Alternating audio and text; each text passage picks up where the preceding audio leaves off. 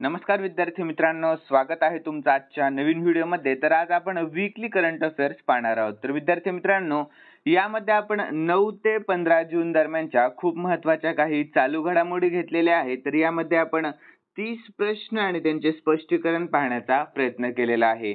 तर विद्यार्थी मित्रांनो, तुम्हाला जर या व्हिडिओची PDF हवी असेल ना, तर व्हिडिओच्या डिस्क्रिप्शन बॉक्समध्ये आपल्या टेलिग्राम चॅनलची लिंक आहे, तेथे तुम्हाला सर्व व्हिडिओच्या PDF अगदी फ्रीमध्ये मिळतील। तर थोडाही वेळ वाया न घालवता आपण या व्हिडिओला सुरुवात करूयात। तर विद्यार्थी मित्रांनो, आपला आजचा पहिला प्रश्न असणार आहे, तर राजश्री शाहू महाराज 2025 पुरस्कार नुकताच कोणाला जाहीर करण्यात आलेला आहे? तर याचे योग्य उत्तर आहे option C, doctor Jabbar Patel यांना जाहीर करण्यात आलेला आहे। तर याविषयी आपण शॉर्टमध्ये महत्त्वाची माहिती पाहून घेऊया। तर 2025 साली 39वा राजश्री शाहू महाराज पुरस्कार प्रसिद्ध दिग्दर्शक डॉक्टर जब्बार पटेल यांना जाहीर करण्यात नुकताच आलेला आहे। तर मित्रांनो, कोल्हापूरमध्ये जिल्हाधिकारी व ट्रस्ट अध्यक्ष अमोल येगडे यांनी सोमवारी 9 जून 2025 रोजी पत्रकार परिषदेमध्ये हे जाहीरण केलेले आहे। तर विद्यार्थी मित्रांनो, पुरस्काराची आपण सखोल माहिती पाहून घेऊयात खालीलप्रमाणे। तर नामांकित पुरस्कार 39वा राजश्री शाहू पुरस्कार। तर प्राप्तकर्ता कोण आहे? तर पद्मश्री डॉक्टर जब्बार पटेल, चित्रपट व नाट्य क्षेत्रातील विख्यात दिग्दर्शक। तर प्रयोजक संस्था तर राजश्री शाहू छत्रपती मेमोरियल ट्रस्ट द्वारे, आणि पुरस्काराचे स्वरूप आहे 1 लाख रोख आणि स्मृतिचिन्ह व मानचिन्ह पत्र। ठीक आहे, लक्षात ठेवा। यानंतर वितरण दिनांक 26 जून 2025 रोजी राजश्री शाहू जयंती दिवशी आणि शाहू स्मारक भवन कोल्हापूर ही पुरस्कार वितरण सोहळा पार पाडणार आहे।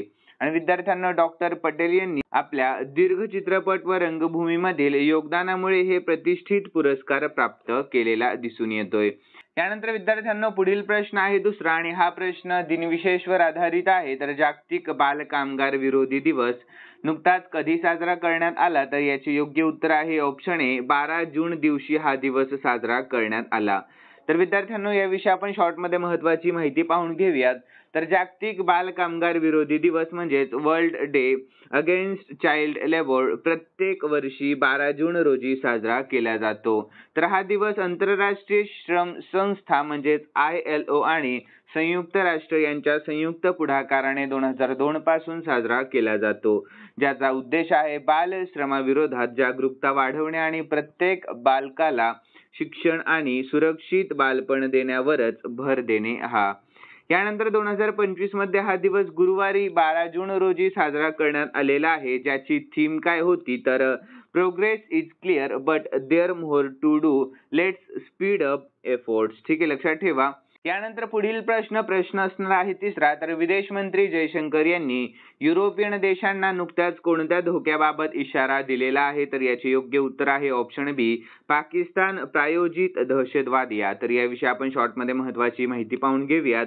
तर विद्यार्थ्यांनो, विदेश मंत्री डॉक्टर जयशंकर यांनी युरोपियन देशांना आतंकवादाच्या वाढत्या धोक्याबाबत सावध केलेले दिसून आले। तर त्यांच्या या इशाऱ्याचे मुख्य मुद्दे कसे आहेत? तर ते म्हटले आहे की दहशतवादाकडे दुर्लक्ष केल्यावर तो परत पूर्वीपेक्षा अधिक तीव्र स्वरूपामध्ये परत उभा राहू शकतो।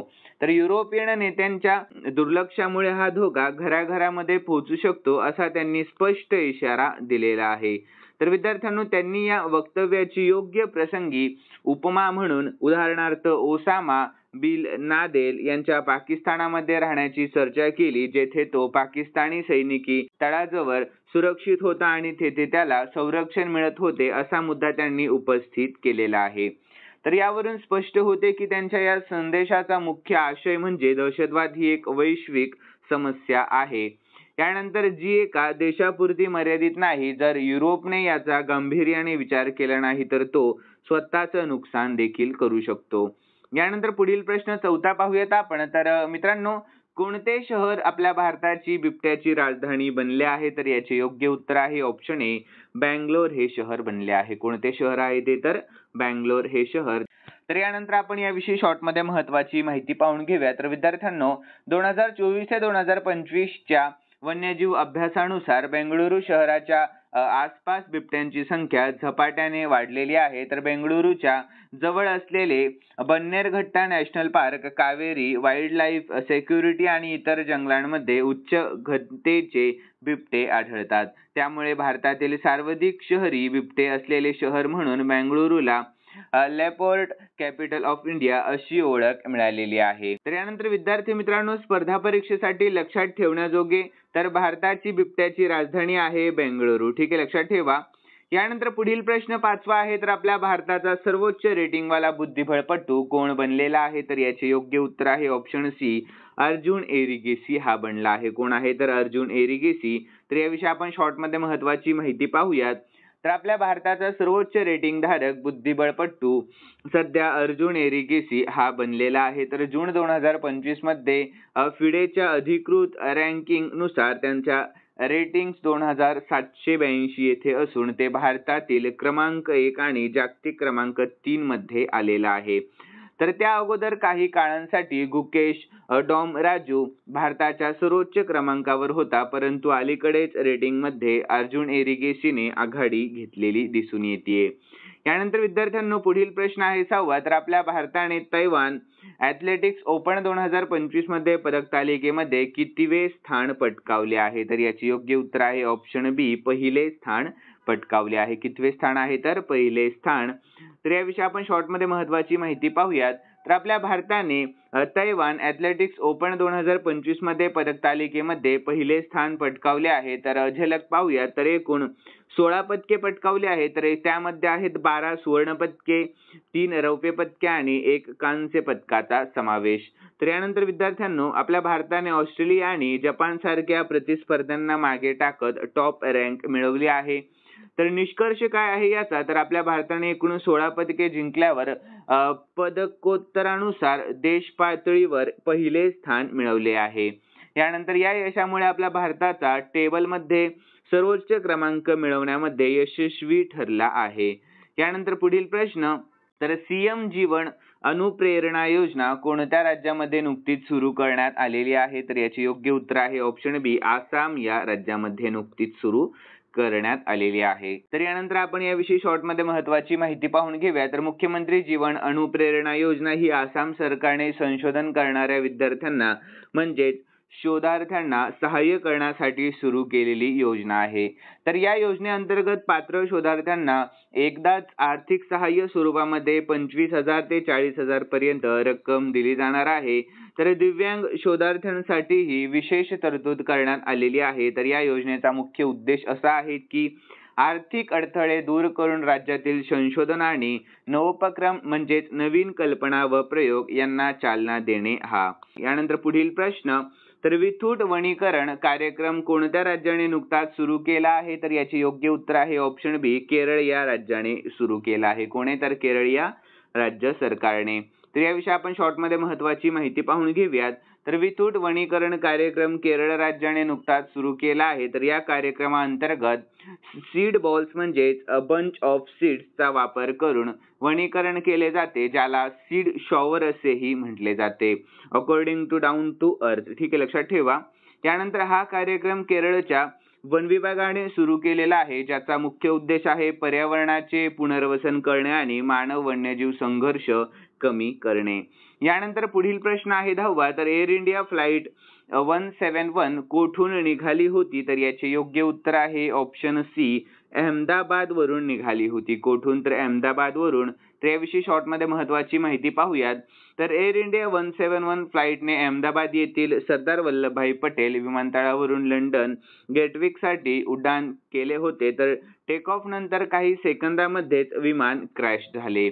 तर विद्यार्थी मित्रांनो, तुम्हाला जर हा संपूर्ण व्हिडिओ पाहायचा असेल तर मी या विषयावर संपूर्ण 15 प्रश्नांचा व्हिडिओ बनवलेला आहे. त्यामध्ये मी 15 प्रश्न आणि त्यांचे स्पष्टीकरण घेण्याचा प्रयत्न केलेला आहे.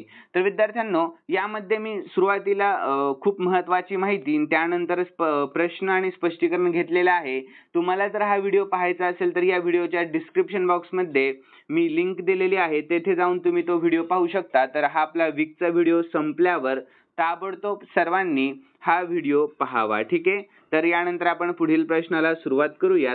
यानंतर पुढील प्रश्न, तर विद्यार्थ्यांनो आपल्या भारताची नेमबाज शिफत कौरने ISSF महिलांच्या 50 मीटर रायफल 3 पोझिशन मध्ये कोणते पदक नुकतेच जिंकले आहे? तर याचे योग्य उत्तर आहे ऑप्शन बी, कांस्य पदक जिंकले आहे. कोणते पदक आहे ते? तर कांस्य पदक आहे. तर आपल्या भारताची नेमबाज शिफत कौर सामरा हिने ISSF महिलांच्या 50 मीटर रायफल 3 पोझिशन मध्ये कांस्य पदक पटकावले आहे. तर विद्यार्थ्यांनो शिफत कौर सामरा हिने म्युनिक येथे झालेल्या विश्वचषक स्पर्धेमध्ये हे यश मिळवले आहे.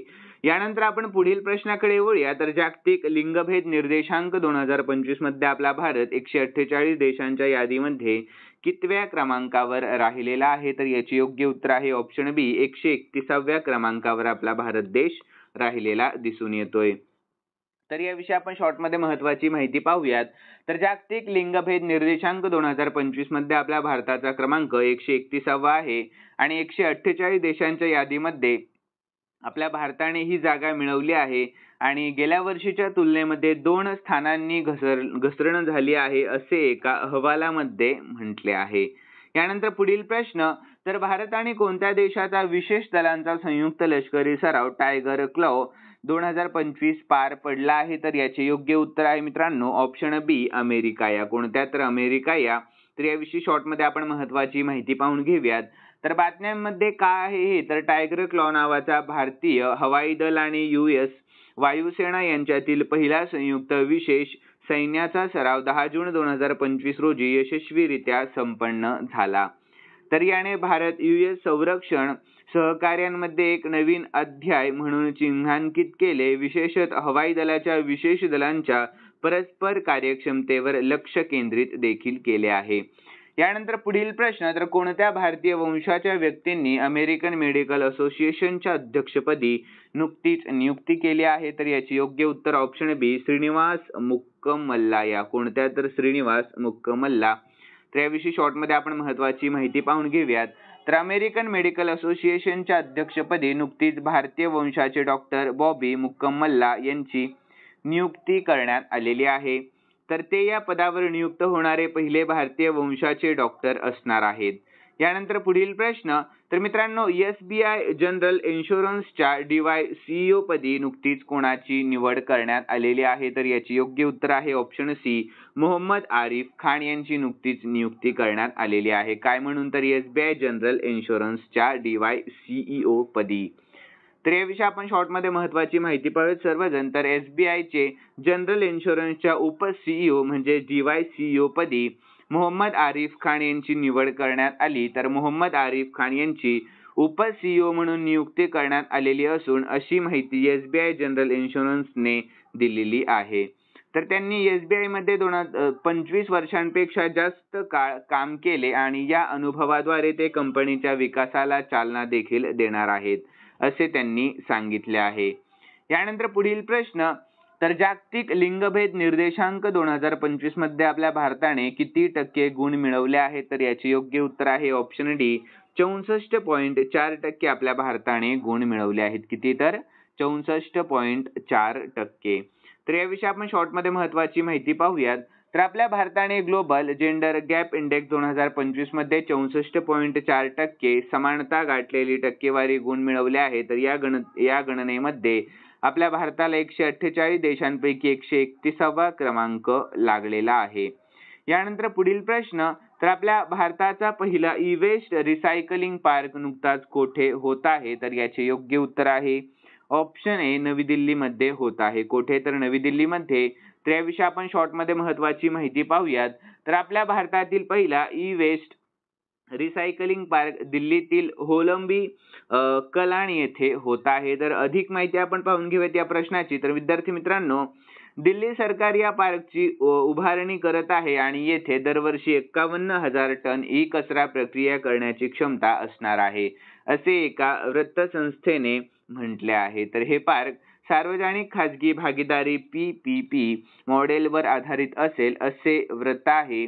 येथे ई कचरा वैज्ञानिक आणि पर्यावरणीय दृष्ट्या सुरक्षित पद्धतीने पुनर्वापर केला जाणार आहे. या प्रकल्पातून 350 कोटी रुपयांपेक्षा जास्त महसूल मिळवण्याची अपेक्षा आहे असे समजते.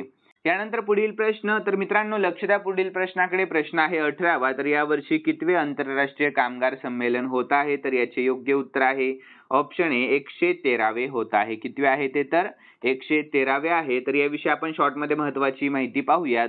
तर यावर्षी आंतरराष्ट्रीय कामगार संमेलन म्हणजे इंटरनॅशनल लेबर कॉन्फरन्स 113वे होत आहे. तर आंतरराष्ट्रीय कामगार परिषद ही आंतरराष्ट्रीय कामगार संघटनेची म्हणजेच ILO ची सर्वोच्च नियामक एक मंडळ आहे. तर दरवर्षी जिनेव्हा येथे ही परिषद भरत असते. ठीक आहे, सर्वांनी लक्ष ठेवा. यानंतर विद्यार्थ्यांनो पुढील प्रश्न 19वा पाहूयात आपण. तर मालदीव देशाच्या ग्लोबल टुरिझम अँबॅसेडर म्हणून नुकतीच कोणाची नियुक्ती करण्यात आलेली आहे? तर याचे योग्य उत्तर आहे ऑप्शन डी कॅटरीना कैफ यांची नियुक्ती करण्यात आलेली आहे. कोणाची? तर कॅटरीना कैफ यांची नियुक्ती. तर याविषयी आपण शॉर्टमध्ये महत्वाची माहिती पाहूया. तर बॉलिवूड अभिनेत्री कॅटरीना कैफ यांना मालदीव पर्यटकाने नवीन ग्लोबल ब्रँड अँबॅसेडर म्हणून नियुक्त करण्यात आलेले आहे. तर ही घोषणा 10 जून 2025 रोजी व्हिजिट मालदीव्सने त्यांच्या अधिकृत एक्स म्हणजेच पूर्वीचे ट्विटर या माध्यमातून प्रसिद्ध केलेले आहे. तर अँबॅसेडर म्हणून कॅटरीना ग्रेस आणि एलिगन्स यांच्या प्रतिकात्मक प्रतिनिधी म्हणून काम करतील आणि त्यांनी आंतरराष्ट्रीय प्रमोशनल मोहिमांमध्ये भाग घेऊन मालदीवची जागतिक छवी उजळवण्याचा उद्देश आहे. तर यानंतर मालदीव भारत संबंध संवेदनशीलतेच्या काळानंतर पुन्हा गती घेत आहे व या नियुक्तीमुळे दोन्ही देशांमधील सहकार्य अधिक दृढ होण्याची अपेक्षा असणार आहे. ठीक आहे, लक्षात ठेवा. यानंतर पुढील 20वा प्रश्न. तर INS गुलदार या निवृत्त युद्धनौकांचे पाण्याखालील संग्रहालय कोठे निर्माण करण्यात आलेले आहे? तर याचे योग्य उत्तर आहे ऑप्शन डी सिंधुदुर्ग मध्ये निर्माण करण्यात आलेले आहे. तर यानंतर आपण याविषयी शॉर्टमध्ये महत्वाची माहिती पाहून घेऊया. तर विद्यार्थ्यांनो सिंधुदुर्ग वेंगुर्ले तालुक्यातील निवती रॉक जवळ नौदलाकडून निवृत्त झालेल्या INS गुलदार या युद्धनौकेचे पाण्याखालील संग्रहालय साकारले जाणार आहे. तर या भारतातील पहिल्याच उपक्रमाचा शुभारंभ मुख्यमंत्री देवेंद्र फडणवीस यांच्या हस्ते मंगळवारी दूरदृश्य प्रणालीद्वारे करण्यात आलेला आहे. यानंतर पुढील प्रश्न. तर ICC player of the month may 2025 main पुरस्कार पुरुष पुरस्कार नुकताच कोणाला जाहीर करण्यात आला? तर याचे योग्य उत्तर आहे ऑप्शन सी मोहम्मद वसीम यांना जाहीर करण्यात आलेला आहे. कोणाला? तर मोहम्मद वसीम यांना. तर याविषयी आपण शॉर्टमध्ये महत्वाची माहिती पाहूयात. तर मे 2025 चा ICC men's player of the month हा पुरस्कार मोहम्मद वसीम यांना जाहीर करण्यात आलेला आहे. तर अधिक माहिती पाहूयात आपण याची. तर मोहम्मद वसीम संयुक्त अरब अमिराती म्हणजे UAE संघाचे फलंदाज आहे. तर त्यांनी मे महिन्यामध्ये चांगली कामगिरी केली ज्यामुळे त्यांना हा पुरस्कार मिळालेला दिसून येतोय. तर याआधीही त्यांनी एप्रिल 2024 मध्ये हा पुरस्कार जिंकला होता. तर ICC ने या पुरस्काराची घोषणा 7 जून 2025 रोजी केलेली आहे. यानंतर पुढील प्रश्न. तर कोणत्या राज्याने सीमा पर्यटन उपक्रमांची सुरुवात केली आहे? तर याचे योग्य उत्तर आहे ऑप्शन बी हिमाचल प्रदेश या राज्य सरकारने. कोणत्या? तर हिमाचल प्रदेश या राज्याने. तर याविषयी आपण शॉर्टमध्ये महत्वाची माहिती पाहूया. तर हिमाचल प्रदेश हा नुकताच सीमावर्ती पर्यटन उपक्रम राबवणारा पहिला राज्य बनलेला आहे. तर मुख्यमंत्र्यांनी लिपी, गीव, राणीकांड आणि विशेषतः किन्नौर जिल्ह्यातील सिपकी येथे 10 जून 2025 रोजी हा उपक्रम सुरू केलेला दिसून येतोय. यानंतर याचबरोबर अरुणाचल प्रदेशानेही सीमा पर्यटनाला चालना देण्यासाठी सर्वोदय महोत्सव सुरू केलेला आहे. तर हा उपक्रम अंजौ जिल्ह्यातील डोंग येथे भारतातला पहिला सूर्यप्रकाश अनुभवी शकतो अशा ठिकाणी आयोजित करण्यात आलेला आहे. यानंतर पुढील प्रश्न. तर कोणत्या विधानसभेने नॅशनल ई-विधान ऍप्लिकेशन नुकतेच सुरू केले आहे? तर याचे योग्य उत्तर आहे ऑप्शन बी पुदुच्चेरी या विधानसभेने. कोणत्या? तर पुदुच्चेरी या. तर याविषयी शॉर्टमध्ये आपण महत्वाची माहिती पाहूयात. तर विद्यार्थ्यांनो नागालँड विधानसभेने संपूर्णपणे नॅशनल ई-विधान ऍप्लिकेशन लागू करणारे पहिले राज्य विधानसभेचे बोध असे केले आहे. तर ती आपल्या भारतातली पहिली राज्य विधानसभा बनली आहे. तर याशिवाय दिल्ली विधानसभेने मार्च 2025 मध्ये नॅशनल ई-विधान ऍप्लिकेशन स्वीकारून 28वा विधानसभेचा दर्जा प्राप्त केलेला आहे. तर विद्यार्थ्यांनो त्याचबरोबर पुदुच्चेरी विधानसभेने 9 जून 2025 रोजी नॅशनल ई-विधान ऍप्लिकेशनचा अधिकृत शुभारंभ झाला असून ट्रायल रन आधीपासूनच संपन्न झालेला आहे. यानंतर पुढील प्रश्न. तर फर्टिलायझर असोसिएशन ऑफ इंडियाच्या अध्यक्षपदी नुकतीच कोणाची निवड करण्यात आली, तर याचे योग्य उत्तर आहे option A, Shailesh C Mehta यांची नुकतीच निवड करण्यात आलेली आहे. तर फर्टिलायझर असोसिएशन ऑफ इंडियाच्या म्हणजे FAI च्या अध्यक्षपदी शैलेश सी मेहता यांची निवड झालेली आहे. तर FAI बोर्डाने 30 मे 2025 रोजी त्यांची निवड केली. तर ते महाधन ॲग्रीटेक लिमिटेडचे अध्यक्ष आणि व्यवस्थापकीय संचालक देखील आहेत. यानंतर विद्यार्थी मित्रांनो, पुढील 25वा प्रश्न पाहूयात आपण या ठिकाणी. तर सर्वांनी पाहूया, तर कोणत्या राज्यातील रोहिणी ग्रामपंचायतीला राष्ट्रीय ई-गव्हर्नन्स पुरस्कार 2025 अंतर्गत सुवर्ण पदक देण्यात आलेले आहे, तर याचे योग्य उत्तर आहे ऑप्शन डी, आपल्या महाराष्ट्र. कोणत्या, तर आपल्या महाराष्ट्र. तर याविषयी आपण शॉर्टमध्ये महत्त्वाची माहिती पाहून घेऊयात. तर आपल्या महाराष्ट्रातील धुळे जिल्ह्यातील रोहिणी ग्रामपंचायतीला राष्ट्रीय ई-गव्हर्नन्स पुरस्कार 2025 मध्ये सुवर्ण पदक मिळाले आहे. तर स्पष्टीकरण पाहूयात आपण या प्रश्नाचे. तर विद्यार्थ्यांनो, राष्ट्रीय ई-गव्हर्नन्स पुरस्कार 2025 मध्ये आपल्या महाराष्ट्रातील धुळे जिल्ह्यातील शिरपूर तालुक्यातील रोहिणी ग्रामपंचायतीने सुवर्ण पदक जिंकले आहे. तर ही माहिती जागरण जोशनुसार हे गाव आदिवासी समाज असलेले असूनही डिजिटल तंत्रज्ञानाचा वापर करून शासनाच्या कामामध्ये चांगली प्रगती करत आहे, ज्यामुळे त्यांना हा पुरस्कार मिळालेला आहे. यानंतर पुढील प्रश्न आहे 26वा. तर 28वी नॅशनल ई-गव्हर्नन्स परिषद 2025 नुकतीच कोठे आयोजित करण्यात आलेली आहे, तर याचे योग्य उत्तर आहे ऑप्शन ए, विशाखापट्टणम येथे नुकतीच आयोजित करण्यात आलेली आहे. तर याविषयी आपण शॉर्टमध्ये महत्त्वाची माहिती पाहून घेऊयात. तर 28वी नॅशनल ई-गव्हर्नन्स परिषद 2025 9 आणि 10 जून 2025 रोजी विशाखापट्टणम आंध्र प्रदेश येथे आयोजित करण्यात आली आहे, असे PIB ने म्हटले आहे. तर विद्यार्थ्यांनो, ही परिषद प्रशासकीय सुधारणा आणि सार्वजनिक तक्रार विभाग म्हणजेच DARPG, भारत सरकार आणि इलेक्ट्रॉनिक्स आणि माहिती तंत्रज्ञान मंत्रालय म्हणजेच MEITY यांच्या संयुक्त विद्यमाने आयोजित केली जाईल. तर या परिषदेमध्ये ई-गव्हर्नन्सच्या विविध पैलूंवर चर्चा होणार आहे. तसेच या परिषदेमध्ये पुरस्कार वितरण समारंभाचे आयोजन देखील केले जाणार आहे, ज्यामध्ये ई-गव्हर्नन्स उपक्रमांच्या उत्कृष्ट अंमलबजावणीसाठी पुरस्कार दिले जातील. यानंतर पुढील प्रश्न. तर तामिळनाडू राज्यामध्ये किती वर्ष जुने पांड्य काळातील शिव मंदिर सापडले आहे, तर याचे योग्य उत्तर आहे ऑप्शन ए, 800. किती, तर 800 वर्ष जुने. तर याविषयी आपण शॉर्टमध्ये महत्त्वाची माहिती पाहूयात. तर तामिळनाडूमध्ये पांड्य राजघराण्याच्या काळातील सुमारे 800 वर्ष जुने शिव मंदिर सापडले आहे. तर हे मंदिर मेलूर जवळ उदमपट्टी गावामध्ये सापडले आहे. तर मंदिराचा पाया आणि 2 तामिळ शिलालेख सापडले आहेत. तर हे शिलालेख 1217 ते 1218 CEच्या सुमारामध्ये मारमर्ण सुंदर पांड्य यांच्या कारकिर्दीमध्ये असल्याचे सांगितले जाते, असे द हिंदू मध्ये म्हटले आहे.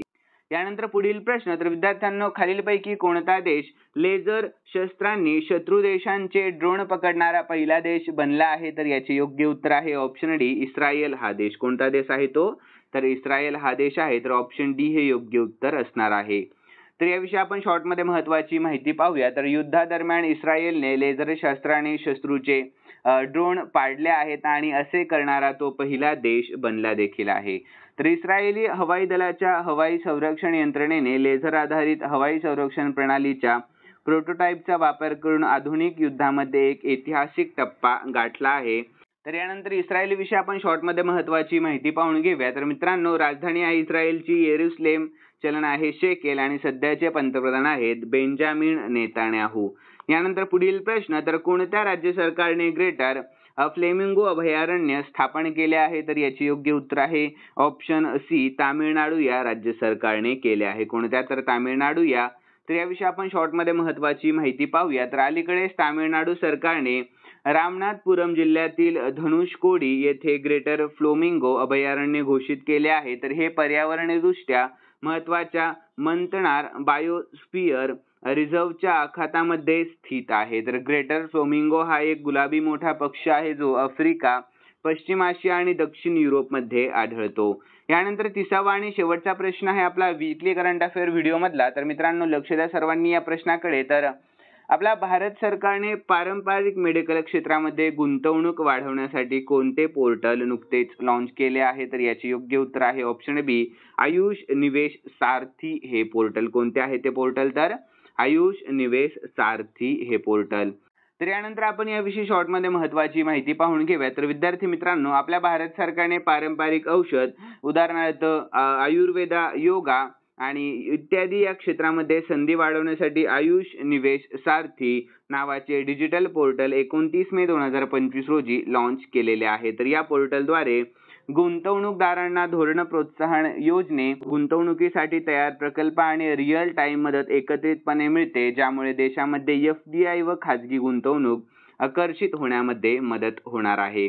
यानंतर खालील 2 प्रश्न मी स्पेशली तुमच्यासाठी ठेवलेले आहेत आणि हे 2 प्रश्न आपण या वीकली करंट अफेअर व्हिडिओमध्ये पाहिले आहेत. ज्या विद्यार्थ्यांनी हा व्हिडिओ खूप मन लावून आणि लक्ष देऊन पाहिलेला असेल त्यांना नक्कीच या प्रश्नाचे उत्तर येईल अशी मी अपेक्षा करतो. तर प्रश्न असा आहे, एअर इंडिया फ्लाईट 171 कोठून निघाली होती? तर याचे योग्य उत्तर सर्व विद्यार्थ्यांनी आपल्या कॉमेंट बॉक्समध्ये सांगण्याचा प्रयत्न करायचा आहे. यानंतर पुढील प्रश्न, तर राजश्री शाहू महाराज 2025 पुरस्कार नुकताच कोणाला जाहीर करण्यात आलेला आहे? तर याचेही योग्य उत्तर तुम्हा सर्वांना आपल्या कॉमेंट बॉक्समध्ये सांगण्याचा प्रयत्न करायचा आहे. तर विद्यार्थी मित्रांनो, तुम्हाला जर आजचा व्हिडिओ आवडलेला असेल तर नक्कीच आजच्या व्हिडिओला लाईक करा आणि सर्वांनी सबस्क्राईब करायला अजिबात विसरू नका. तर चला भेटूयात नवीन व्हिडिओमध्ये. धन्यवाद.